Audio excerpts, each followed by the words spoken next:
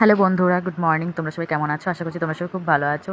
তো দেখো, দুদিন টানা বৃষ্টি হওয়ার কারণে দুদিন তো কারেন্ট তো ছিল না, ওই সকালবেলা একটু এসে চলে গেছে। আর আগের দিন দুপুর থেকে বৃষ্টি।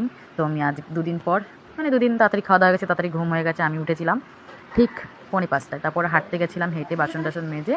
তো কী করব, সময়ই কাটে না। রান্নাবান্না বসিয়ে দিয়েছি। আজকে হবে ভাত, ডাল, ট্যাংরা মাছের ঝোল। তো মিক্সারটা সকালবেলা করতে গেছিলাম, একটু আমাকে শর্ট মেরে, মানে একটু ছাড়া দিয়েছিল। তো আমার শাশুড়ি মা কাঠের পিঁড়ির উপর বসে মিক্সারটা করেছে।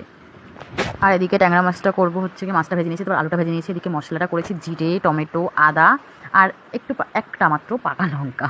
এই যে তারপর মিক্সারের জলটা দিয়ে বসিয়ে দিয়েছি। তারপর এদিকে ফোন দেখতে দেখতে জল শুকিয়ে গেছে। তো জল শুকিয়ে গেছে, তারপর কী করবো, আবার জল দিয়ে একটু জাল দিয়েছি।